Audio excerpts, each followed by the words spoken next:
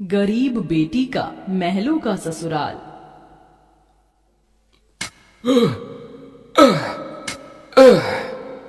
तपती धूप में वह गरीब किसान खेतों में फावड़ा चला रहा था। उसके माथे से तर तर पसीना बहे जा रहा था। तभी गंगा गमछा उठाकर पिता का पसीना पोंछती है। बाबा, आपके माथे से कितना पसीना बह रहा है, आप थक भी गए हैं, थोड़ी देर आराम कर लो, फावड़ा मुझे दो।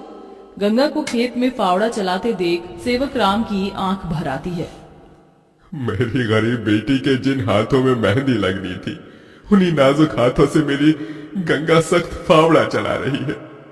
तू एक गरीब की बेटी को ही ऐसा भाग्य देकर क्यों भेजता है भगवान? एक गरीब के जीवन की सबसे बड़ी दुविधा बेटी को ब्याहना होता है। ये कहानी है ऐसे ही किसान सेवक राम की, जो बड़ा गरीब है। उसकी दो बेटी गंगा और अंजू हैं। यूं तो सेवक राम ने गंगा के लिए कई रिश्ते ढूंढे, मगर भला एक गरीब की बेटी का हाथ कौन थामना चाहता है। किसी तरह से उनका जीवन कट रहा था। सेवक राम, उसकी बूढ़ी पत्नी जानकी और दोनों बेटी सारा दिन तपती धूप में खेत में काम करते रहे। शाम को खेत का मालिक ब्रिज वहां आया। अरे ओ सेवक राम, सारा खेत जोत दिया? जी ब्रिज बाबू, खेत भी जोत दिया और बीज भी बो दिया। ये ले, तेरे परिवार की आज की दिहाड़ी 250 रुपए। ये क्या मालिक, आप पैसे तो कम दे रहे हैं। पहले मेरी अकेले की दिहाड़ी आप मुझे 200 रुपए देते थे, फिर घटाकर 100 रुपए कर दिया और फिर सीधे 70 रुपए कर दिया, और उसमें भी पूरे पैसे नहीं दे रहे हैं। मैं, मेरी दोनों बेटी और पत्नी को मिलाकर हम कुल 4 जन आज खेत में दिन भर जर मर कर खटे हैं। अरे 30 रुपए ही तो कम है, उसमें क्या तू खरीद लेगा है? एक एक रुपया भी मेहनत से कमाना पड़ता है मालिक। फिर ब्रिज बाकी के 30 रुपए भी सेवक राम को दे देता है, जिसके बाद वह अपनी मढ़ई में आ जाते हैं और गंगा सबको खाना बनाकर खिलाती है और एक फटे गुदरी पर पूरा परिवार जमीन पर लेट जाता है। मगर एक पिता होते हुए सेवक राम चिंता में सो भी नहीं पाता। वह रात भर आंसुओं से बिछौना भिगोता है। अजी, आप अभी तक जाग रहे हैं? जिसके घर में जवान बेटी ब्याहने को हो, वो कैसे सोए? जाने मेरी गरीब बेटी के भाग्य में क्या लिखा है। भगवान ने सभी के घर आंगन में भाग्य जाग रहे हैं, मगर मेरी मढ़ई के आंगन में मंडप कब बनेगा? अजी, तुम चिंता मत करो, भगवान ने कहीं न कहीं जोड़ी बनाई होगी। सेवक राम का यही दुख कम न था। अभी तो और भी कठिनाई आने को थी। अगले दिन जब चारों खेत में पहुंचे कि तभी, क्यों रे सेवक, कल तू 30 रुपए के लिए पाठ पढ़ा रहा था, अब क्या करेगा? क्योंकि ये सारी की सारी जमीन तो पृथ्वीराज जी ने खरीद ली। तभी अंजू ने गंगा से कहा, दीदी, अब हम क्या खाएंगे? खेत बोकर ही तो थोड़े बहुत पैसे मिलते थे। सेवक राम अपने परिवार को लेकर लौट आया। वह दिन रात चिंता में गलने लगा। ऐसे घर कैसे चलेगा प्रभु? कैसे होगी गंगा की शादी? और शादी नहीं हुई तो लोग मेरी गंगा को जाने क्या क्या नाम देंगे, क्या क्या ठहराएंगे जानकी। मैं काम ढूंढने जा रहा हूँ। बाबा, मैं भी आपके संग चलूंगी। दोनों काम ढूंढते एक बड़े से मिल में आए, जहाँ शिव नाम का एक नौजवान गरीब मजदूर भी काम कर रहा था। जहाँ मजदूर राशन की बोरी भरी मालगाड़ी खींच रहे। सेवक राम ने काम मांगा, दोनों को काम मिल गया। गंगा अपने पिता की बराबरी में काम करती। तपती धूप से अक्सर उसके पांव और हाथ में मालगाड़ी खींचने से छाले से पड़ जाते, तो वहीं घर आकर वह अपनी माँ का हाथ बटाती। आप ही अपनी चक्की पीसती, कड़ी धूप में सड़कों से गोबर बीन कर लाती, उपले बनाती। एक दिन मालगाड़ी खींचते वक्त शिव उसकी मदद करता है। काका, क्या मैं आप दोनों के साथ खाना खा सकता हूँ? बड़ी भूख लगी है और मैं खाना भी नहीं लाया। हाँ बेटा, आओ ना। ये कहते हुए गरीब गंगा अपने प्याज और रोटी में से उसे भी देती है और हिचक से भरकर कहती है, माफ कीजिएगा, आपको खिलाने के लिए हमारे पास कोई पूरी पकवान तो नहीं है, जो है यही खा लीजिए। शिव वह रूखा सूखा भी हंसकर खाने लगा। अब अक्सर शिव उनकी मदद कर देता। उसकी अच्छाई गंगा के मन को भाने लगी और एक दिन शिव ने कहा, काका, अगर आप मुझे इस काबिल समझे तो मैं आपकी बेटी का हाथ थामना चाहता हूँ। बेटा, मेरी गरीब बेटी को तुम जैसा मेहनती जीवन साथी मिलेगा। मुझे तुम पसंद हो बेटा। गरीब सेवक राम की दिली इच्छा तो थी कि गंगा को बड़ा और अच्छा घर द्वार मिले, मगर उसके मन में शिव को लेकर भी एक संतोष था। मगर सेवक राम ने जो कभी सोचा भी नहीं था, अगले दिन वो हुआ।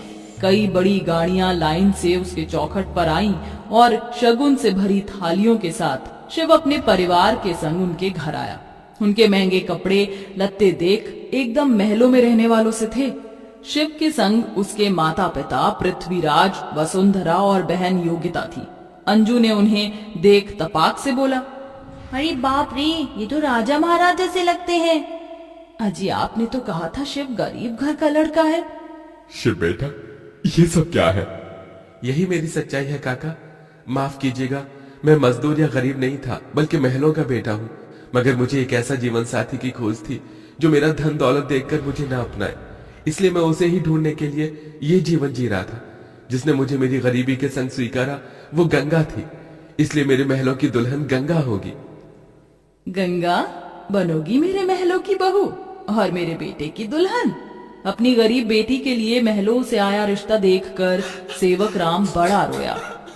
भगवान, तूने मेरी फटी झोली में इतनी खुशियां डाल दी। मेरी बेटी महलों की दुल्हन बनेगी। हर बाप चाहता है कि वो अपनी बेटी का हाथ जिसके हाथ में दे वो उसे रानी बनाकर रखे। अब मेरी बेटी सचमुच में महलों की रानी बनेगी। समझे जी, मंगनी कर ले। मगर इतनी छोटी सी मड़ई में सब कैसे होगा? ये तो टूटी फूटी है, आप लोगों के खड़े होने लायक भी नहीं है। मगर इस मड़ई में आप जितने दिलदार लोग रहते हैं तो ये महलों से बढ़कर है। इसके बाद सेवक राम के छोटे से मढ़ई में उसकी गरीब बेटी की मंगनी होती है, जहां और थोड़े दिन के बाद बड़े ही धूमधाम के साथ गंगा की शादी होती है, जहां वह मंडप में मन ही मन कहती है, हे गौरी मैया, आपका धन्यवाद जो आपने मुझको मनचाहा वर दिया। इसके बाद गंगा विदा होकर अपने महलों के ससुराल में आ जाती है, जो दुल्हन के जैसा सजा हुआ होता है, जहां कई नौकर चाकर शाही अंदाज में उसके स्वागत में खड़े थे। तभी महंगे से लहंगे में ननद योगिता ने कहा, आइए भाभी, आपके महलों के ससुराल में आपका स्वागत है। जैसे ही योगिता गाड़ी से उतरती है, तभी नौकर चाकर थाली में फूल लिए खड़े उसके स्वागत में फूल बिछाए जाते हैं। जहां कल तक उसके पांव को कांटों की चुभन मिली थी, आज वह महल की दुल्हन बनकर फूलों में बदल चुके थे। जहां महल के द्वार पर सास वसुंधरा ने स्वागत किया, आओ हमारे महलों की दुल्हन, तुम्हारा स्वागत है। इस सोने की कलश को अपने दाहिने पांव से गिराकर अंदर आ जाओ। जी माँ। गंगा ने कलश गिराकर स्वागत किया। तभी ससुराल वालों ने उसे अनेकों तोहफे दिए। गंगा बहू, ये हार पिछले कई पुश्तों से हमारे महल में चला आ रहा है, अब तुम इसकी हकदार हो। भाभी, ये तोहफा मेरी तरफ से और ये तोहफा मेरी ओर से बहू। गीता दे रही हूँ, मैं जानती हूँ तुम इस महल का मान बढ़ाओगी। गंगा ने गीता को माथे से लगाया और फिर सास ससुर का आशीर्वाद लिया। माँ जी, बाबूजी, मुझे आशीर्वाद दीजिए ताकि मैं इस महल का मान निभा सकूं। सदा सुहागन रहो, जुग जुग जीती रहो। फिर गंगा विदाई में दिए अपनी गठरी को संग लिए शिव के साथ कमरे में आ गई, जहाँ आलीशान बड़ा कमरा, ऐशो मखमल का बिछौना और सब कुछ था, जिसे उस गरीब दुल्हन की आंखें देखती रह गईं। कैसा लग रहा है महलों के ससुराल में आकर? खुशी से गंगा की आंखें भर आईं। उसने कहा, यकीन नहीं होता, भगवान ने एक बार में ही इतनी खुशी दे दी। शिव, सब एक सपने जैसा लग रहा। अब यही तुम्हारी दुनिया है। उस रोज जमीन पर सोने वाली गंगा मखमल के बिछौने पर सोई। अगले दिन वह नहा धोकर नीचे आई, जहाँ खाने की शाही मेज लगी थी और इर्द गिर्द नौकर खड़े थे। बहू बैठ, खाना खाओ। तभी नौकर ने गंगा को खाना परोसा। एक निवाला खाते ही गंगा को अपनी संघर्ष भरी जिंदगी और याद आ गई। उसकी आंखों से आंसू छलक गए। क्या हुआ गंगा बहू, खाना अच्छा नहीं बना? नहीं माँ जी, बहुत अच्छा बना है, बस ये सब खाने के तो एक गरीब की ख्वाहिश होती है। मैं बहुत खुश हूँ, बस चाहती हूँ कि हर लड़की को उसके सपनों का ससुराल मिले, जैसे मुझे मिला। थोड़े दिन में गंगा अपने महलों के ससुराल में सुखी से रहने लगी। किसी गरीब की बेटी को चुनकर हम भी ये पुण्य कमा सकते हैं।